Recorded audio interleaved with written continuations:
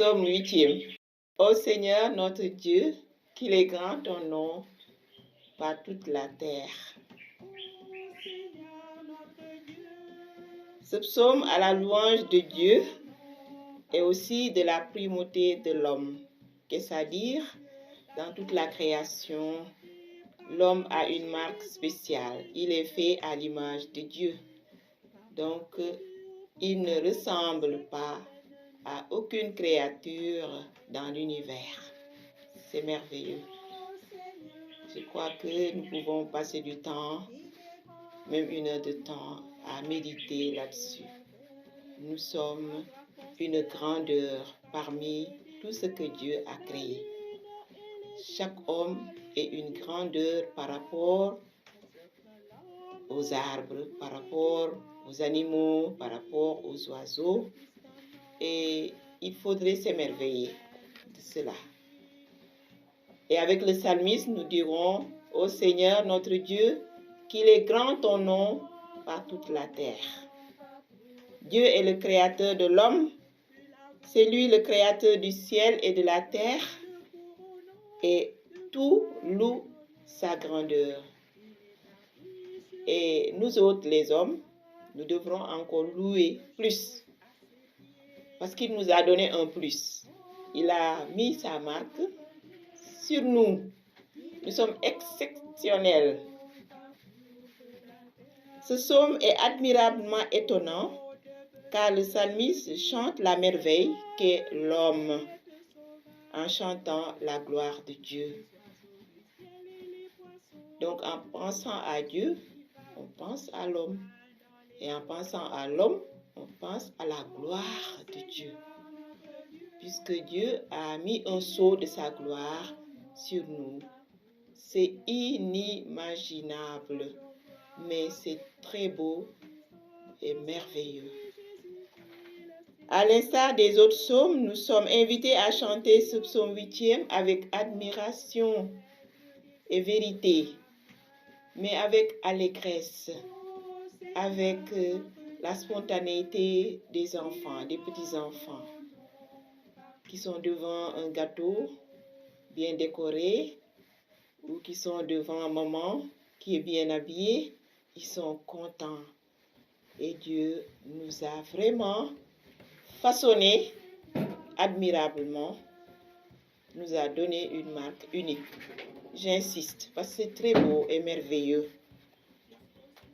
À voir ton ciel, ouvrage de tes doigts, la lune et les étoiles que tu fixas, merveille des merveilles. Rien n'est trop merveilleux pour Dieu.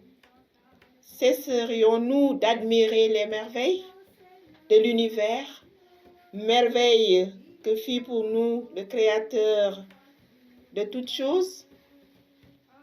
Nous sommes invités à exulter encore et sans cesse à la louange, à l'action de grâce. Tout est beau et tout reflète le Créateur de l'univers. Tu mets toutes choses à ses pieds. Au pied de qui? Le Seigneur de la création, que vous êtes, vous et moi. Tout homme, femme, enfant, tous les âges. L'homme accomplit le projet de Dieu, c'est merveilleux, c'est merveilleux. Par tout ce que Dieu permet qu'il réalise. Ceci est vrai de tout homme à qui il a doté une intelligence qu'on ne peut pas sonder. Une intelligence qu'on ne peut pas sonder. Et chacune a une intelligence unique, comme si il était son modèle unique. C'est-à-dire, moi je suis différent de l'autre, parce que Dieu a pris le temps de me faire unique pour que je puisse compléter l'autre et que l'autre puisse me compléter. C'est merveilleux. Et c'est ça que nous devrons vivre dans nos familles. C'est merveilleux. Et nos communautés vivent dans la complémentarité parce que chacun et chacune est unique. Et nous devons nous émerveiller chaque jour pour cela. Qu'est-ce que l'homme? Interrogation étonnante. Écoutons la réponse de Pascal. Je le cite. Devant l'immensité du ciel, l'homme se sent minuscule. Le silence éternel de ces espaces infinis m'effraie. L'homme n'est qu'un roseau, le plus faible de la nature. Regardez un homme à côté d'un baobab, un homme qui se met à côté d'un fromager. Qu'est-ce qu'il est? Un roseau. Mais il est plus important aux yeux de Dieu. L'homme est plus important que tout ce que Dieu a créé. C'est merveilleux et fantastique, si on peut le dire. L'homme n'est qu'un roseau, le plus faible de la nature, mais un roseau pensant, parce que intelligent, doté de l'intelligence de Dieu lui-même. Quand l'univers l'écraserait, l'homme serait encore plus noble, parce qu'il a en lui l'immortalité. Les arbres ont une fin, ils vont être détruits. Les oiseaux, quand ils meurent, c'est fini. Mais l'homme, il continue sa vie dans l'au-delà avec Dieu. Il est immortel par son âme, par l'image de Dieu en lui. C'est magnifique, c'est magnifique. Quand l'univers l'écraserait, l'homme serait encore plus noble que ceux qui le tuent. Qui le tuent partiellement, je vais le dire, corporellement, mais son âme ne meurt pas. Son âme ne meurt pas, mais aussi ses actions qu'il a fait avec son intelligence font qu'il est immortel. On n'oublie jamais un homme de bien. Il ne meurt jamais dans le cœur de ceux à qui il a fait du bien. Donc l'homme est immortel. C'est dire que l'homme est infiniment plus grand que l'univers qui semble écrasant, immense. L'homme est grand, plus que ce monde. L'homme occupe sans cesse la pensée de Dieu, nous dit le psaume. Qu'est-ce que l'homme que tu penses à lui? Le fils d'un homme que tu en prennes souci? Dieu réserve à tout homme et à chacun en particulier une attention particulière et unique et spéciale. Chaque homme fait l'objet d'un amour particulier et unique de la part de Dieu. Un seul homme est plus grand et a plus de prix aux yeux de Dieu que l'univers entier. Dieu est amour et tout au long de ce psaume 8, son amour est débordant.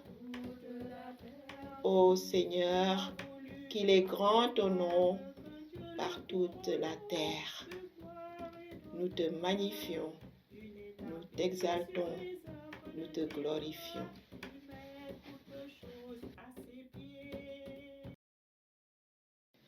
Prions. Loué sois-tu notre Dieu, car tu as fait la terre pour que l'homme la domine et chante partout la splendeur de ton nom. Loué sois-tu pour Jésus ton Fils, abaissé quelque temps un peu au-dessous des anges et couronné dans la gloire. Seigneur de toutes choses, loué soit ton nom. Amen. En marche avec les psaumes, méditation du 7h, Téhilim, le livre de la louange. Rendez-vous tous les lundis et jeudis avec les moniales de l'abbaye Saint-Jean-Baptiste de Kirkilai au Sénégal à 18h dans YouTube. Écoute, pratique, tu parviendras. Merci.